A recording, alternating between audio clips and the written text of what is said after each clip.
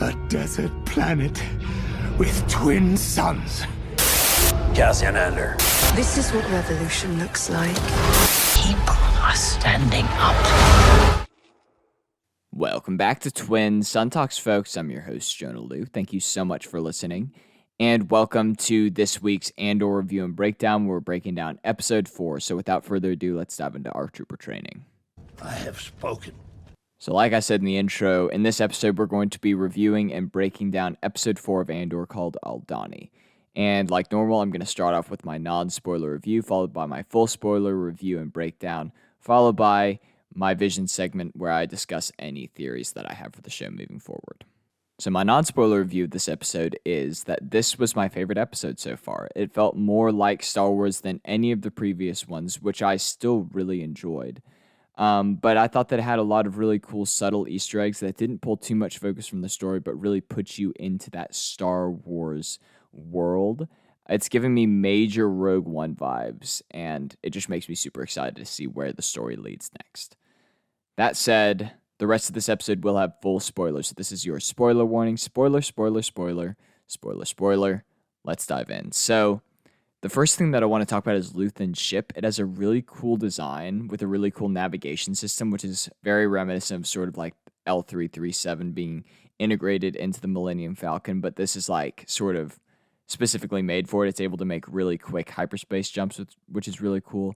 It looks to be Corellian. Speaking of the Millennium Falcon, that's a Corellian ship model, and it has a very similar look to it, especially with its viewport. Super cool. Can't wait to see it in action more.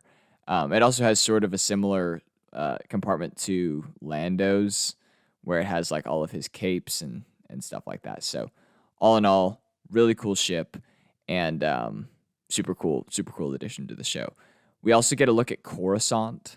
It was cool to see it prominently featured on screen for the first time in a very long time. Obviously, we got to see it in Kenobi, but since other than that, we haven't really seen it in any of the new Star Wars canon from Disney, which is wild.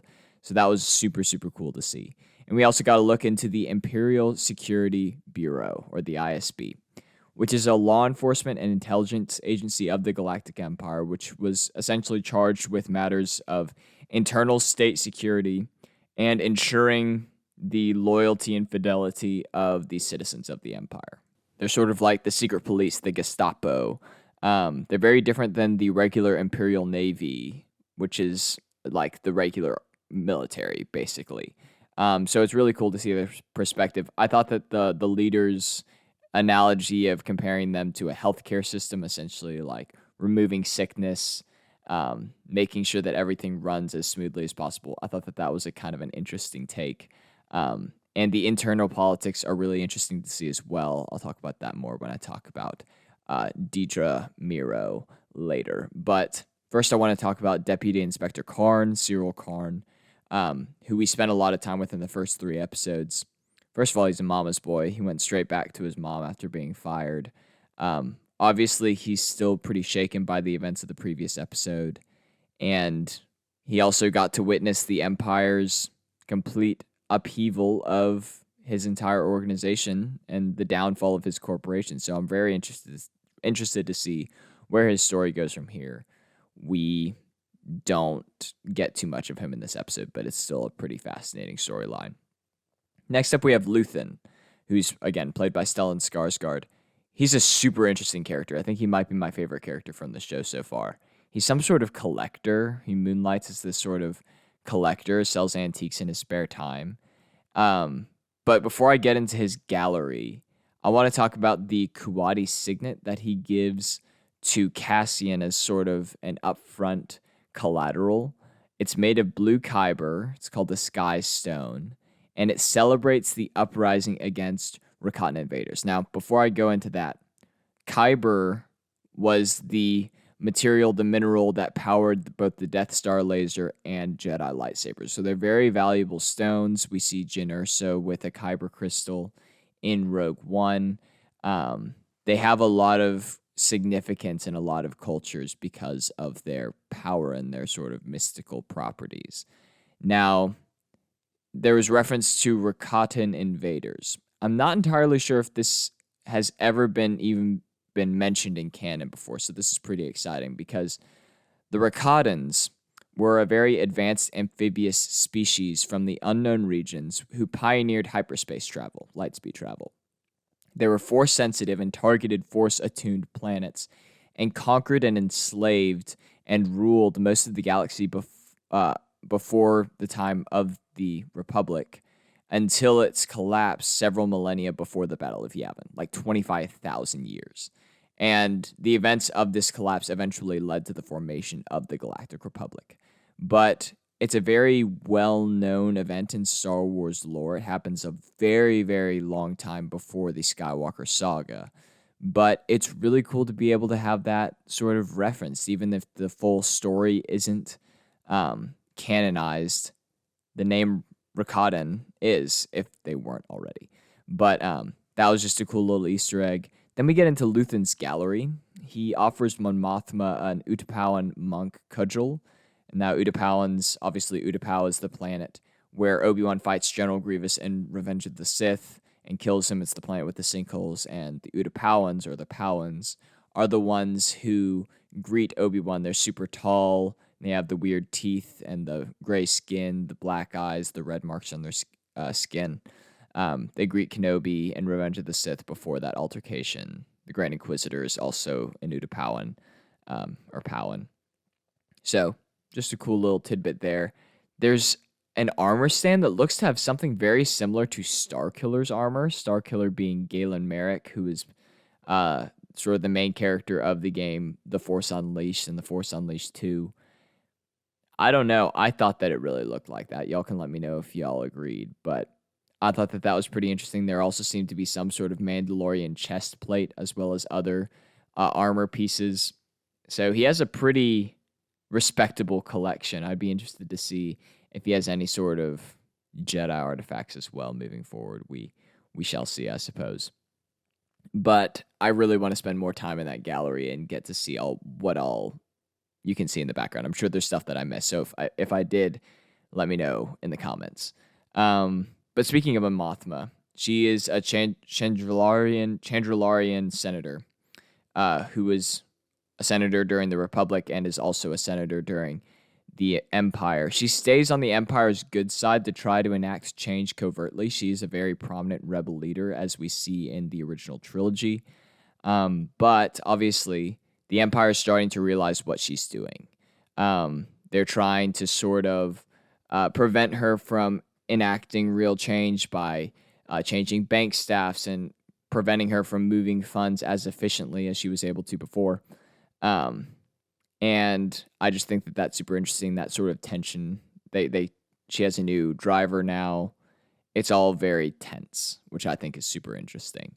Her husband is a man named Perrin Firtha, and he seems very either uninterested or unaware of Mon Mothma's sort of treasonous tendencies, rebellious tendencies. And the dinner party had some really cool Easter eggs as well, because on the guest list, we hear that Ars Dangur and Sly Moore from the Vizier's office will be attending their dinner party. Now, Ars Dangur was a member of the ruling council of the Galactic Empire, and Sly Moore, I think if she wasn't on that ruling council, she was very close to Palpatine and was part of his personal entourage during the Clone Wars. She's an Umbaran senator, very creepy. She's the one that's bald with pale white skin. Super creepy character, but just having those sort of little nods in there were just a really cool, once again, very immersive addition to the episode that just kind of puts you more into that world. And just kind of her panic upon hearing that those people are coming was pretty interesting as well. Now I want to talk about Deidre Miro. She's more nuanced than expected. I thought that she was just going to be kind of a straight-up evil character, but she seems like she's in a very cutthroat field and has a chip on her shoulder. She receives some tough love, but also some encouragement from her boss. So I don't feel like we got too much about her in this one, but I'm interested to see where her character goes from here. Then we get Vel and her team, who Cassian joined on, on Aldhani, the namesake of this episode. They're the team that Cassian has been hired to help. And also, I don't have this on my thing, but I remember Cassian is said to have fought on Mimbam during the Battle of Mimbam whenever the Empire turned their own fighters against them. First of all, throwback to Umbara when Ponkrell turned the clones against each other. Second of all, Mimbam, I'm pretty sure that's where Han Solo was fighting in during like the mud sort of World War I vibey portion of Solo: A Star Wars Story. So cool little tidbit there. But Vel and her team, their whole atmosphere is very gritty and tense. They've been embedded in their environment that they're in right now for a very long time. They trust each other, but have sacrificed a lot to get where they are, and they aren't too keen on a paid gun coming in and potentially muddying the waters. That sort of intrigue and tension is what I wanted from this show, and I'm really excited to see their heist in the next episode because I think that's all been portrayed super, super well, and I'm super excited about it.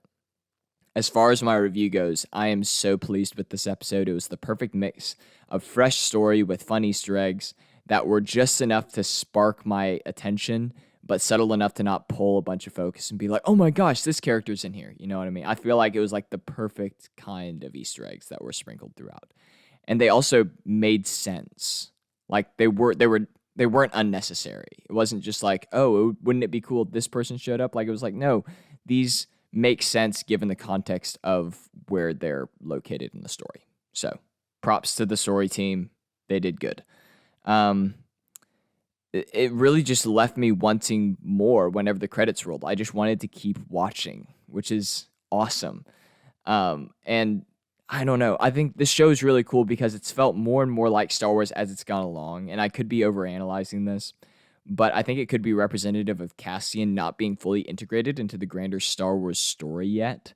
He isn't privy to the grandeur and the mysticism of the Jedi and the Force and the things associated with them. He's just a regular person who's living a regular life, and he gets brought into this bigger world. And as he gets more immersed into the Star Wars galaxy as we know it, more Star Wars references show up, and it starts to feel, quote-unquote, more like Star Wars. So I think that that's super cool.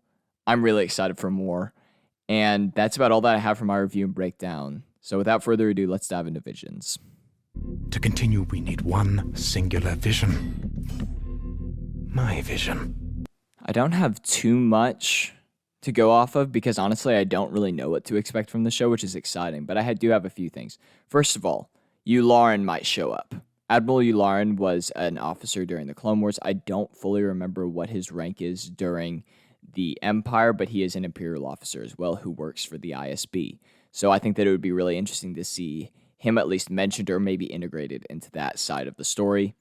Masameda, who's the Vizier reference, the Vizier's office, I think that he could be involved in either that dinner party. He might make a surprise appearance, or we could see him and or Palpatine, or both, presiding over the Imperial Senate whenever we get to see that side of things from a Mothma's perspective, which I think would be awesome. I want to see more of Luthen's collection. I think that there's so much opportunity for some really cool little things to be sprinkled throughout his gallery that I just can't wait to find more. Cyril Karn will continue to be a fascinating character to follow, as will Deidre Miro. Neither of them have gotten too much development yet, but I think that both of them will build into very compelling characters, potentially going in opposite directions. I feel like Karn has a very good potential to eventually join the rebellion, whereas I feel like Deidre is just going to get more and more entrenched within the Empire. I don't know. It could go either way, but I think that both of them are going to be really fascinating to follow. I just want this show to stay dark, and I don't know what to expect, but that's honestly super exciting. So that's about all that I have. I hope y'all enjoyed this episode because I certainly did. And make sure you stay tuned next Monday for our next regular episode. Keep staying tuned on Wednesdays as we keep pumping these reviews out. And yeah, make sure to follow us on Instagram at Twin Sun Talks. Subscribe to us on YouTube, Twin Sun Talks Podcast. And make sure to listen and follow wherever you get your podcast by searching Twin Sun Talks. That being said, you've taken your first steps into a larger world. May the Force be with you, and I will see y'all in the next episode. Bye, friends.